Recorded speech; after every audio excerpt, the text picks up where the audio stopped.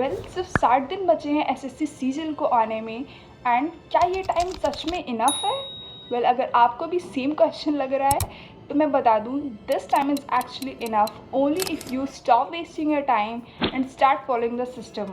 अगर आपको लगता है कि स्ट्रैटेजी आपकी प्रॉब्लम है तो इस प्रॉब्लम को हल करने के लिए मैं आपके साथ ये स्ट्रैटेजी शेयर करने वाली हूँ, जिसको अगर आप अगले 5 मिनट तक सुन लोगे और अगले आने वाले 10 दिनों तक अप्लाई कर लोगे तो I can definitely assure you कि 20-30 मार्क्स आपके ऑटोमेटिकली इंक्रीज हो जाएंगे। एंड इसीलिए मैंने ये स्ट्रैटेजी वीडियो बनाई है जिसको मैंने इन 3 इंपॉर्टेंट फेजेस में डिवाइड किया है एंड इसमें मैंने एग्जैक्टली वही चीज़ें बताई हैं कि क्या करनी है, क्या अवॉइड करनी है, कैसे आपके मार्क्स मैक्सिमाइज हो सकते हैं। So without wasting any further single second, let's fix your English preparation right now and here's the strategy.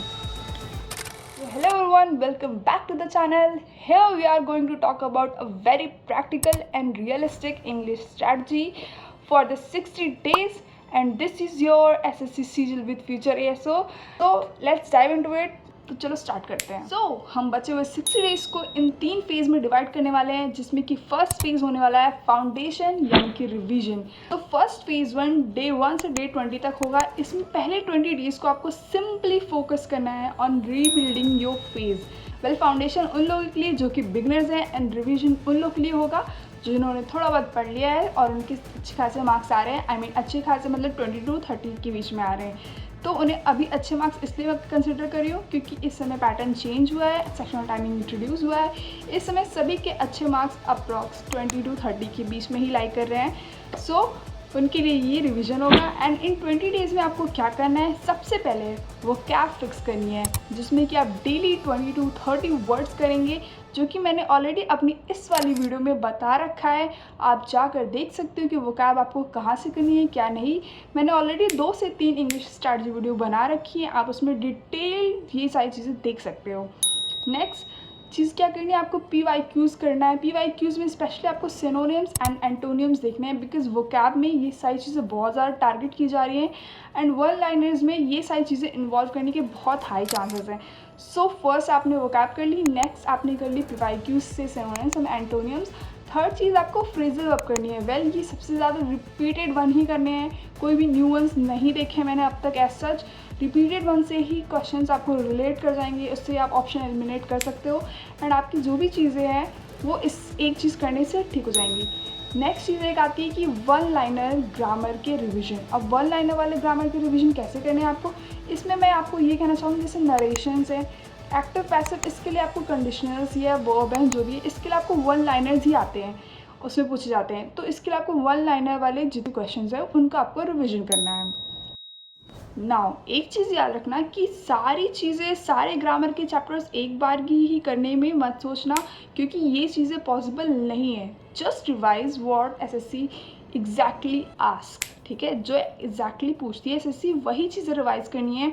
And ये चीज़ आपको कहाँ से पता चलेगी, मैंने आपको पहले ही बताया कि मेरे चैनल पे ऑलरेडी स्ट्रैटेजी वीडियोस बने हुए हैं, 2 से 3 इंग्लिश स्ट्रैटेजी वीडियोस में, इसमें मैंने डिटेल बातें बताई हुई हैं कि कैसे आपको रिवाइज करना है और कैसे अपना सिलेबस कवर अप करना है। मोस्ट इम्पॉर्टेंट चीज़ या ट्रिक आपको बताना चाहूँगी कि English is not about learning everything, ठीक है, इट्स अबाउट लर्निंग कि क्या रिपीटेडली हमारे एग्ज़ाम में आ रहा है और क्या आ सकता है। So this is the tip. Now moving on two phase 2, practice plus accuracy. अब प्रैक्टिस प्लस एक्यूरेसी के लिए हम फेज़ 2 में 20 से 40 के बीच 20-40 डेज जो हमारे बचेंगे, डे 1 to 20 हमने अपना फर्स्ट फेज़ था, फेज़ 2 हमारा डे 20 से डे 40 के बीच में आ रहा है। इसमें हम प्रैक्टिस को कैसे प्रैक्टिस करके कैसे अपनी एक्यूरेसी बढ़ा सकते हैं, हम इसके बारे में इस पर वर्क करेंगे। And let me tell you कि ये सबसे गेम चेंजिंग फेज़ होने वाला है बिकॉज इसमें आपको क्या करना है, डेली 2 से 3 इंग्लिश के मॉक टेस्ट देने हैं, वो भी सेक्शनल देने हैं, ठीक है, जिसमें आपको एरर स्पॉटिंग की प्रैक्टिस करनी है, फिल इन द ब्लैंक्स करना है और सबसे मोस्ट इंपॉर्टेंट चीज़ क्लोज टेस्ट की प्रैक्टिस करनी है। क्लोज की प्रैक्टिस में आपको क्यों एडवाइस कर रही हूँ, बिकॉज यही चीज़ें आपको कॉम्प्रिहेंशन में भी हेल्प करेगी और इस चीज़ में भी हेल्प करने वाली है। तो एक को पढ़ने में अगर 2 का फ़ायदा हो रहा है तो why not do the one thing and उससे 2 चीज़ें बेनिफिट हो जाएंगी। तो आपका गोल यहाँ पे ये होना चाहिए कि मेरी एक्यूरेसी अच्छी हो, ना कि स्पीड के चक्कर में रहोगे तो एक्यूरेसी आपकी ख़त्म हो जाएगी एंड वही चीज़ें हमें नहीं करनी है। इस फेज़ में हमें एक्यूरेसी बिल्ड करनी है एंड अगर आप 70% एक्यूरेसी लेकर आ रहे हैं then you are already ahead of a lot of students, I mean thousands of students. So congrats to you. Now the tip in this phase is that every mistake you will make here just write down. जो भी mistake करना है उसको एक note copy बना लो, उसमें note down कर लो, या फिर आप उसे अपने दिमाग में रख सकते हो अगर वो छोटी मोटी ये सिली मिस्टेक है कि आपने कहाँ पे क्या गलती की है. जस्ट इसे अपनी एक रियल रिवीजन बुक में रखना या फिर अपने कॉन्शियस में रखना कि हाँ ये चीज़ें मेरी इसमें हो रही है गलत, तो मैं ये चीज़ एग्जैक्टली एग्ज़ाम में रिवाइज ना करूँ. ठीक है. And now moving on to third phase and the final phase. ठीक है. इसमें आपको क्या करना है, फुल मार्क्स देने हैं प्लस रिवीजन लूप करना है. रिवीजन ऑन लूप कैसे करना है, इसके लिए हमने अपने डे 41 से डे 60 तक जो कि लास्ट के बचे हुए डेज हैं and these are the most crucial days. So इसमें हम अपना पूरा दिमाग शिफ्ट करेंगे एग्ज़ाम मोड में कि कैसे हमें सिर्फ फोकस करना है on learning, not repeating the mistakes. So अब बात करते हैं कि इसमें क्या करना है.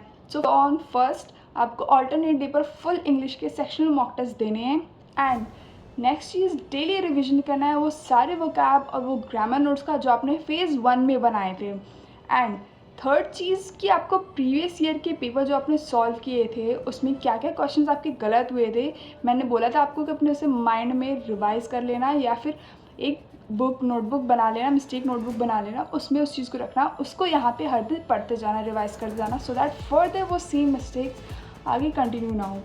Now you are not just studying English, you are also training for the exam. So इसके लिए गोल्डन ट्रिक आपको देनी ज़रूरी बनती है विच इज़ कोई भी न्यू टॉपिक इस लास्ट 20 डेज़ में नहीं पढ़ना है, सिर्फ revision and mock test and उनको एनालाइज करना है. Now here comes the final exam strategy tip which is very important because SSC CGL English में आपको सिर्फ परफेक्शन की ज़रूरत नहीं होती है. यू नीड टू नो कि आपको कहाँ पे कौन सा स्किप करना है क्वेश्चंस और कौन सी चीज़ें पहले सॉल्व करनी है. सो फॉर दैट आपको मैं बता दूँ कि आप सबसे पहले वोकैब सॉल्व करना है, डायरेक्ट ग्रामर के रिलेटेड क्वेश्चन है वो सॉल्व करना है एंड ऑब्वियसली एक इम्पॉर्टेंट चीज़ जो मैंने आपको ऊपर भी बताई है वो है कि कॉम्प्रीहेंशन को सबसे लास्ट में करना. एंड लास्ट में करने का मतलब ये है क्योंकि 5 क्वेश्चंस के बदले आप 10 क्वेश्चंस को नहीं सेक्रीफाइस कर सकते, तो इसलिए आपको कॉम्प्रीहेंशन लास्ट में करना है, जो डायरेक्ट क्वेश्चन है वो आपको पहले करना है. And let me tell you कि इंग्लिश सबसे स्कोरिंग सेक्शन होता है, इसको अपना टाइम ट्रैप मत बनने देना एंड ये सारी चीज़ें फॉलो करना. एंड लास्ट में बस इतना ही कहना चाहूँगी कि that you don't need to study more, you just need to study smarter and I know you can do it. All the best to you. This is SSC CGL with Future SO signing off. तो if you like this video, ये strategy आपको पसंद आई, do make sure कि इसमें आप like, share, comment, subscribe जो भी चीज़ें हैं सब कर दो and drop a heart if you like this. And आपको आगे कौन सी चीज़ें फर्दर चाहिए, मैथ्स, इंग्लिश, रीजनिंग, जो भी स्ट्रैटेजी या कोई भी हेल्प या मेरी मिस्टेक नोटबुक या मेरे नोट्स, कुछ भी आपको कुछ भी हेल्प चाहिए, do let me know because I would love to help you all. And आप सब मेरे फ्रेंड्स की तरह हैं, मेरे छोटे भाई बहन की तरह हैं एंड या let's help each other and let's prepare together and become ASOs together.